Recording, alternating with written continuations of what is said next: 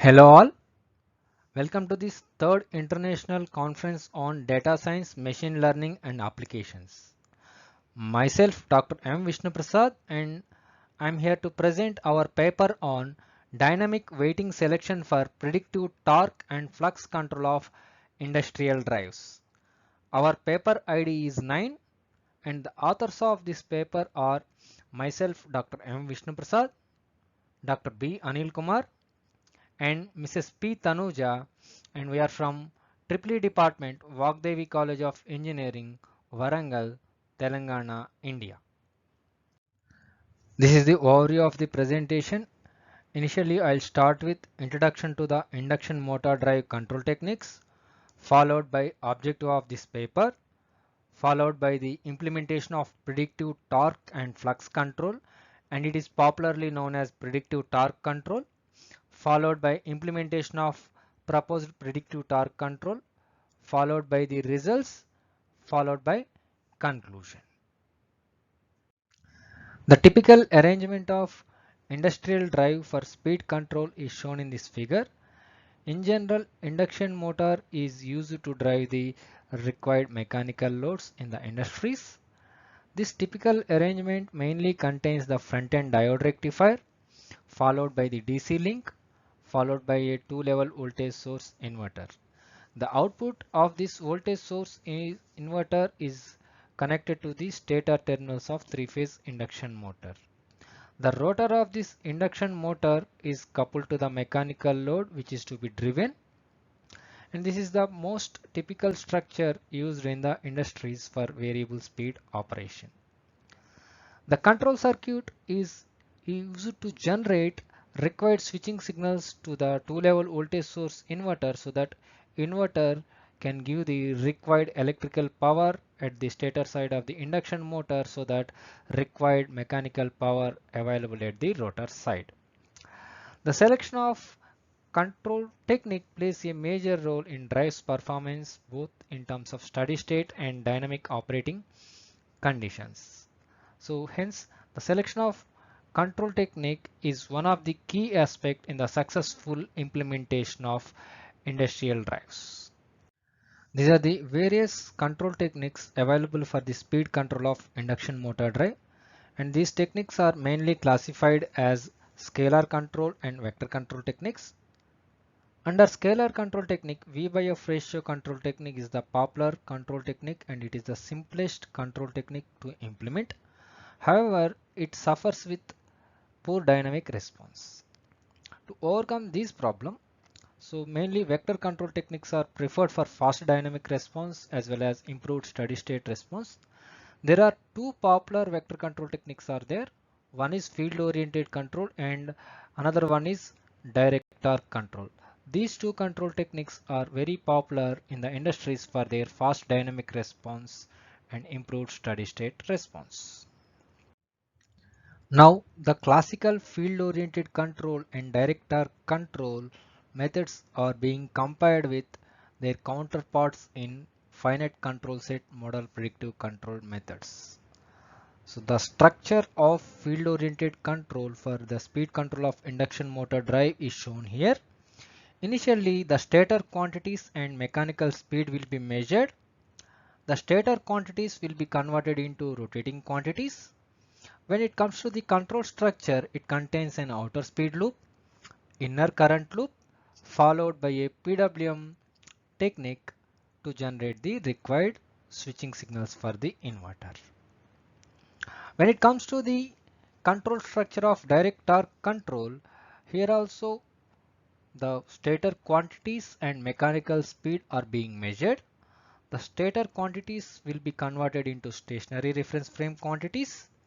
When it comes to the control structure, it contains an outer speed loop followed by the inner torque and flux control loop.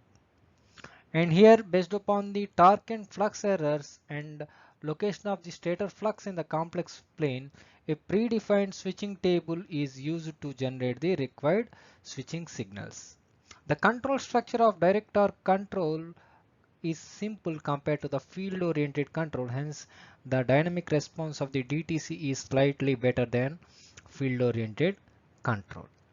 However, The PI controllers and modulation stage present in the field oriented control, and hysteresis controllers along with predefined switching table present in the direct arc control. Nowadays they are replaced with finite control set model predictive algorithms to have the additional advantages. In the field oriented control, the PI controllers and the modulation stage is replaced with finite control set model predictive control algorithm. Then it is popularly known as predictive current control. In the direct arc control, if we replace the hysteresis controllers along with predefined switching table with finite control set model predictive control, then it is popularly known as predictive torque control. And if we compare the predictive current control and predictive torque control structures, the implementation of predictive torque control is simpler. Hence, in this paper we have selected predictive torque control for our research work. Here the overall advantages of finite control set model predictive control techniques are given. These concepts are very simple and easy to understand, and this control technique uses inherent discrete nature of the power converters, and the optimization of the control algorithms are greatly simplified due to the finite number of switching states of the power converters, and these control techniques can be applied to a wide variety of the systems, and multi-objective control is also possible. So the additional control parameters can be directly included into the control algorithm. So this is one of the major advantage of finite control set model predictive control techniques. When it comes to the disadvantages of these FCS MPC techniques, they requires a large number of calculations. However, this disadvantage can be overcome by using a powerful DSP. And these control techniques operate with variable switching frequency because the absence of modulation stage. However, the switching frequency can be limited to the reasonable range. The final disadvantage and the main disadvantage of this FCS MPC technique is the selection of suitable weighting factors. So in our paper we have concentrated on this disadvantage. We have worked on the selection of suitable weighting factors for predictive torque control. The main objective of this paper is to present the implementation of predictive torque and flux control for two-level voltage source inverter fed induction motor.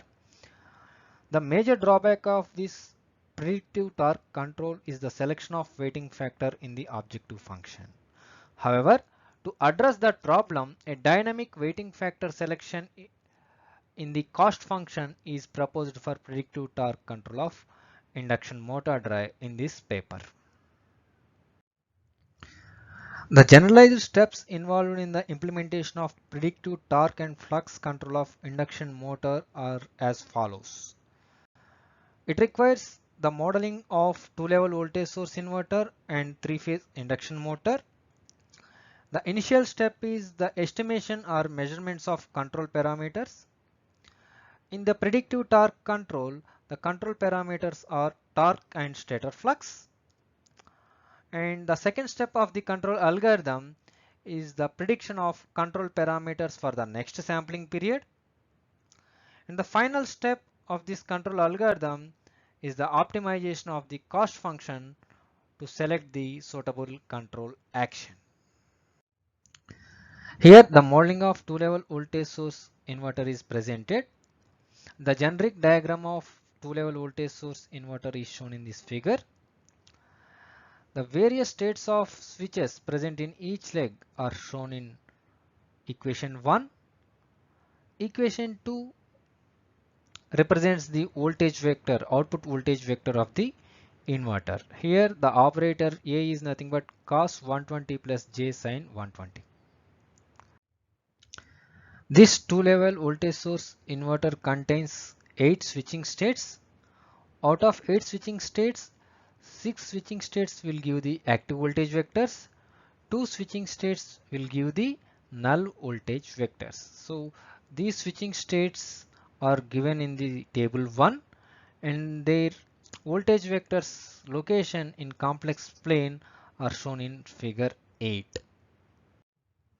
Here the mathematical modeling of the induction motor is presented by considering the stator flux and stator current as state variables. Here equation 3 represents the stator and rotor dynamics of the induction motor. Here the various relations of A, B and lambda are given here, and the equation 5 and the equation 6 presents the mechanical model of the induction motor. The implementation diagram for predictive torque control for induction motor drive is shown in this figure. As we seen earlier, this control technique requires the estimation of control parameters, prediction of control parameters and cost function optimization. In order to estimate the stator flux, the measured stator quantities will be used in stationary reference frame. Based upon this estimated value, the future prediction of stator flux and torque needs to be done for all the available switching states of this two-level voltage source inverter. These predicted values and corresponding reference values will be used to form an cost function, and by minimizing this cost function, a suitable switching state will be selected for the next sampling period. So this is the overall implementation procedure for a predictive torque control for an induction motor drive. In order to estimate the stator flux, equation 7 will be used. In order to predict the torque and stator flux for the next sampling period for all the inverter switching states, equation 8, 9 and 10 will be used. All these equations are derived from the mathematical model of two-level voltage source inverter and induction motor. Finally, a cost function is formulated based upon the predicted values and corresponding reference values. Here in this cost function, torque and stator flux are two different parameters, so that to maintain this relative balance between torque and stator flux, a weighting factor lambda will be used, and the generic selection of lambda is based upon the nominal values of torque and stator flux. And finally, by minimizing this cost function, a suitable switching state will be selected for the next sampling period. The major drawback of this control technique is the selection of this weighting factor. This weighting factor needs to be adjusted in the real-time implementation, and another drawback is this weighting factor is constant irrespective of the operating conditions in the conventional predictive torque control. In order to overcome the problems associated with the weighting factor selection in the conventional approach, in this paper, a dynamic weighting factor selection is proposed. In order to implement the proposed method, the single cost function present in the conventional method has to be divided into individual cost functions for torque and stator flux, and these are given in equation 14 and 15. Based upon these two equations, a data set has to be generated, and this data set contains both the control parameters for all the switching states of the two-level voltage source inverter, and it is shown in equation 16. After that, this data set has to be normalized to a scale of 0 to 1 by using equations 17 and 18. Finally, the individual mean values has to be calculated for the both control parameters by using equation 19 and equation 20. Next, individual weights can be calculated for the torque and stator flux by using the equations 21 and 22. Finally, a performance index will be formulated by using equation 23. This performance index is similar to the cost function, single cost function in the conventional approach. Finally, by maximizing this performance index, a suitable control action will be selected for the next sampling period. so that this weighting factor will be updated in each sampling period based upon the errors of individual control parameters, so that the weighting factors will be optimally selected and they will be updated in each sampling period instead of by maintaining a constant weighting factor, which we have seen in the conventional approach. This control technique is implemented with a 2.2 kilowatt induction motor, and the parameters of this induction motor are given here: stator resistance, rotor inductance, mutual inductance, moment of inertia, number of pole pairs, and rated speed of the induction motor. Here results are presented for steady state operation of the drive with conventional PTC with different weighting factor selection, and initially the results are presented for weighting factor 15. So here plots are shown for rotor speed, stator current, electromagnetic torque, and stator flux. Here for this selection we can observe the more deviations in the stator flux which are affecting the stator current waveform. Now the weighting factor is changed to 25 so that the deviations in the stator flux are reduced, and we can also see the improvement in the stator current. Still we need to adjust this weighting factor, and the next result is given for weighting factor 50. That means the weighting factor given to the stator flux term is 50 now, so that we can see the improvement in the stator flux. But still there are a few non-linearities in the current, and the next result is given for lambda value 75 as we can see the improvement in the stator flux and stator current, and we can also see the deviations in the torque because the more importance now being given to the stator flux.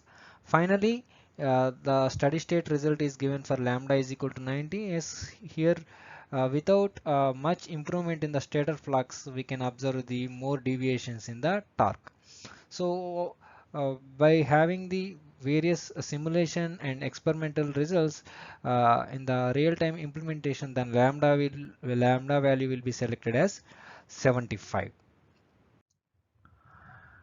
When it comes to the proposed method, and left side we have selected lambda is equal to 75 for the conventional approach, whereas the figure number 12 is the steady state operation of the drive with proposed method. So here both the methods are offering almost similar operating conditions. Here the heuristical selection of weighting factor is not required, which is present in the conventional approach. Every time the weighting factor for torque and stator flux are automatically calculated in each sampling period, so that we can achieve the best weighting factor for the torque, best weighting factor for the flux, so that we can have the desirable operating conditions. And here in the figure 14, uh, the selection of weighting factors for the torque and stator flux are given for 0.5 seconds, where we have shown in the steady state operation of proposed method. Here the blue color weighting factor is for torque, and pink color weighting factor is for stator flux, and they are continuously varying. However, the combination of these two weighting factor is always equal to 1. That is the thumb rule of the proposed method. And when it comes to the step response of the conventional approach with lambda is equal to 75 and proposed method are shown here. Both the methods are offering the similar dynamic response with a similar torque and flux profile. And when it comes to the speed reversal operation of the drive, initially the drive is running at plus 150 radian per second. At the time 3.5 seconds, the reference speed is changed to minus 150 radian per second. As these two methods, the conventional approach with lambda is equal to 75 and the proposed approach, are offering similar dynamic response with similar torque and flux profile. So these are the various results given for both steady state and predictive torque control becomes an attractive alternative for conventional control techniques for industrial drive applications, because we can add the additional control parameters directly into the objective function. but the only thing is we need to assign a suitable weighting factor in the cost function. However, that is the major drawback of these predictive control techniques. So because in the conventional approach, the selection of weighting factor requires more number of simulation and experimental trials, and it is a very heuristic approach and time consuming task. In order to avoid this problem, in this paper, a generic dynamic weighting factor selection method is introduced in the cost function optimization. Based because of the proposed method, the weighting factor for the control parameters are calculating in each sampling period, and they are updating dynamically to provide the better operating conditions. And further, this proposed method can be used as generic approach for multi-objective case. And these are the various references used for our paper. Thank you one and all for your patient listening.